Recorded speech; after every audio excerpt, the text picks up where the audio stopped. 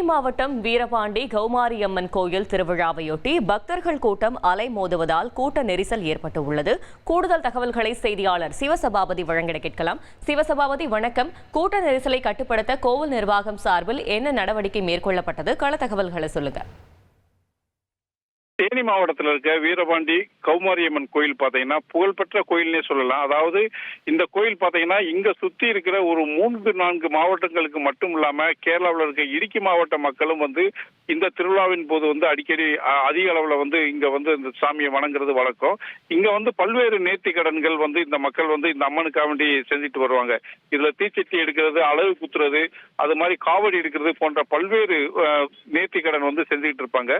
கடந்த ஒரு 10 தினங்களுக்கு முன்பாக இந்த திருவிழா ஆரம்பிப்பதற்காக கொடிக்கம்பம் ஊற்றப்பட்டு அந்த கொடிக்கம்பத்துல தண்ணீர் ஊற்றும் நிகழ்வு தற்பொழுது நடந்துகிட்டு இருக்கு. இதற்காக பாத்தீங்கன்னா தினந்தோறும் ஆயிரக்கணக்கான மக்கள்கள் தேனி மாவட்டத்திலிருந்து கொடிக்கம்பத்துக்கு தண்ணி ஊத்திக்கிட்டு இருக்காங்க. இதற்கு பாத்தீங்கன்னா அந்த கோயில் இந்து அறநிலைத்துறை சார்பாக எந்த ஒரு போதிய பாதுகாப்பும் வழங்கப்படல அப்படின்னு சொல்லலாம்.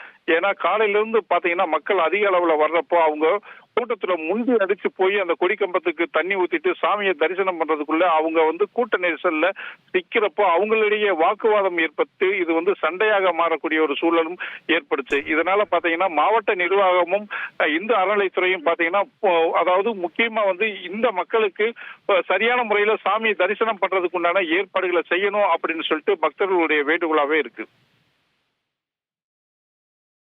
தகவல்களுக்கு நன்றி சிவசபாபதி. செய்திகளை உடனுக்குடன் தெரிந்து கொள்ள உடனே சப்ஸ்கிரைப் பண்ணுங்க.